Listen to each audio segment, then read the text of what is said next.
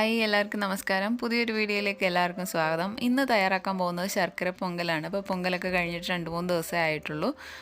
അപ്പോൾ ഈ പൊങ്കലിൻ്റെ സമയത്ത് ഇവിടുത്തെ തമിഴ് ആൾക്കാർ അവരുടെ എല്ലാ വീടുകളിലും ഇതുപോലെ ശർക്കര പൊങ്കൽ തയ്യാറാക്കാറുണ്ട്. അപ്പോൾ നമ്മൾ സാധാരണ വെക്കുന്ന അരിപ്പായസത്തിൽ നിന്ന് കുറച്ച് വ്യത്യാസമാണ്. അതുപോലെ വളരെ ഈസി ആയിട്ട് ചെയ്തെടുക്കാൻ പറ്റുന്ന ഒരു റെസിപ്പിയാണ്. അപ്പോൾ നമുക്ക് അതെങ്ങനെയാണെന്ന് നോക്കാം. അതിനായിട്ട് ഞാനിവിടെ ഒരു പാൻ വെച്ചിട്ടുണ്ട്.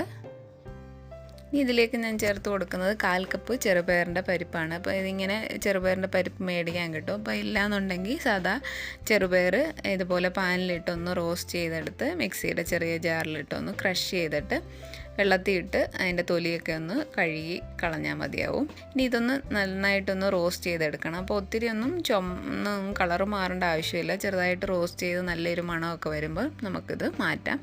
ഇപ്പോൾ പയർ നന്നായിട്ട് റോസ്റ്റ് ചെയ്തെടുത്തിട്ടുണ്ട്. ഇനി ഇതൊരു ബൗളിലേക്ക് മാറ്റാം.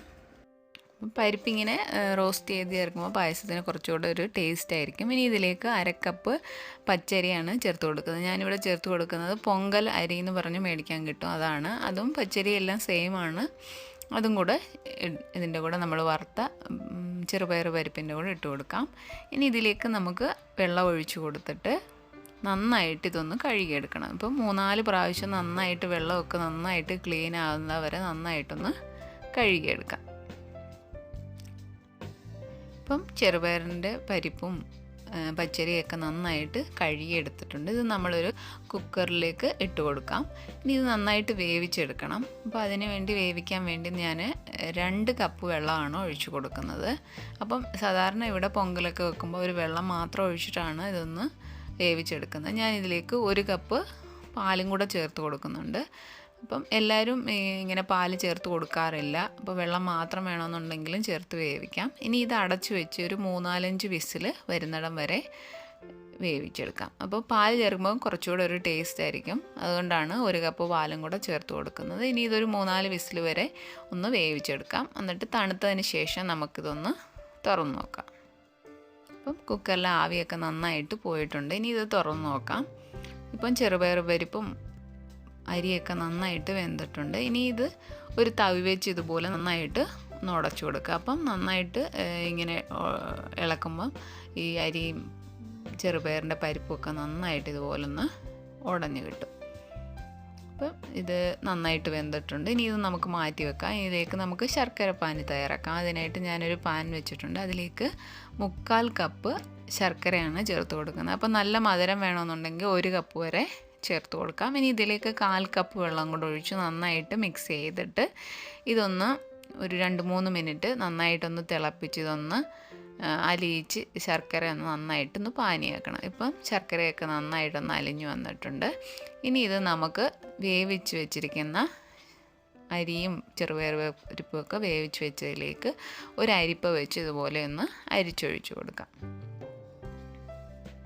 ഇനി ഇത് ശർക്കരപ്പാനി ഒഴിച്ചതിന് ശേഷം നന്നായിട്ടൊന്ന് ഇളക്കി 2-3 മിനിറ്റ് ഇതൊന്ന് നന്നായിട്ടൊന്ന് തിളപ്പിക്കണം. അപ്പം ശർക്കരയൊക്കെ നന്നായിട്ട് അരിയിലും ചെറുപയർ പരിപ്പിലും ഒക്കെ ഒന്ന് പിടിക്കും. ഇനി ഇതിലേക്ക് നമുക്ക് ഫ്ലേവറിനായിട്ട് ഒരു 1/2 ടീസ്പൂൺ ഏലക്ക പൊടിച്ചതാണ് ചേർത്ത് കൊടുക്കുന്നത്. അതും കൂടെ ചേർത്ത് നന്നായിട്ടൊന്ന് മിക്സ് ചെയ്യാം. അപ്പോൾ ഈ സമയത്ത് വേണമെന്നുണ്ടെങ്കിൽ 2-3 സ്പൂണ് നെയ്യൊക്കെ ഒഴിച്ചു കൊടുത്താൽ നല്ലതായിരിക്കും.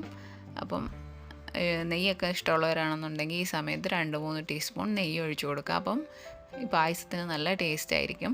ഇനി നമുക്കിതിലേക്ക് അണ്ടിപ്പരിപ്പ് മുന്തിരിങ്ങയൊക്കെ വറുത്ത് ചേർക്കാം. അതിനായിട്ട് ഞാനൊരു പാൻ വെച്ചിട്ടുണ്ട്. അതിലേക്ക് 1 ടേബിൾ സ്പൂൺ നെയ്യാണ് ചേർത്ത് കൊടുക്കുന്നത്. അപ്പോൾ ഈ പായസത്തിന് നെയ്യ് കൂടുതൽ ചേർത്താൽ കൂടുതൽ ടേസ്റ്റ് ആയിരിക്കും. ഇനി ഇതിലേക്ക് കുറച്ച് അണ്ടിപ്പരിപ്പും കുറച്ച് മുന്തിരിങ്ങയും കൂടെ ചേർത്ത് കൊടുക്കാം. അതിൻ്റെ കൂടെ 1 ഗ്രാമ്പും കൂടെ ചേർത്ത് കൊടുക്കാം. ഇനി ഇതെല്ലാം കൂടെ നന്നായിട്ടൊന്ന് ഇളക്കിയിട്ട് നന്നായിട്ടൊന്ന് വറുത്ത് എടുക്കാം. അപ്പോൾ ഈ മുന്തിരിങ്ങയൊക്കെ നന്നായിട്ടൊന്ന് വീർത്ത് വരുന്നിടം വരെ നന്നായിട്ടൊന്ന് ഫ്രൈ ചെയ്തെടുക്കാം.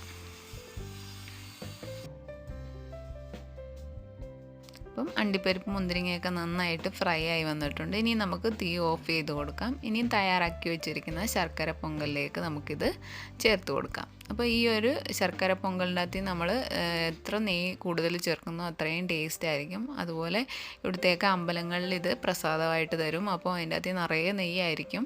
അപ്പോൾ നെയ്യൊക്കെ കൂടുതൽ ഇഷ്ടമുള്ളവരാണെന്നുണ്ടെങ്കിൽ 2-3 ടേബിൾ സ്പൂൺ നെയ്യ് വരെ ഇതിൻ്റെ അകത്ത് ചേർത്ത് മിക്സ് ചെയ്യുക. അപ്പോൾ കൂടുതൽ നെയ്യ് ചേർത്താൽ കൂടുതൽ നേരം നന്നായിട്ട് കുറുകി തന്നെ ഇരിക്കും, കട്ടിയാകത്തില്ല. നമ്മൾ കുറച്ച് നെയ്യ് ചേർത്താൽ ഇത് തണുക്കുമ്പോൾ പെട്ടെന്ന് അങ്ങ് കട്ടിയായിപ്പോവും. ഇനി നമുക്കിതൊരു പാത്രത്തിലേക്ക് മാറ്റാം. അപ്പം വളരെ ഈസി ആയിട്ട് ചെയ്തെടുക്കാൻ പറ്റുന്ന ഒരു പായസമാണിത്, ശർക്കര പൊങ്കൽ. അപ്പം നിങ്ങൾ ട്രൈ ചെയ്ത് നോക്കിയിട്ടില്ലെങ്കിൽ ട്രൈ ചെയ്ത് നോക്കുക.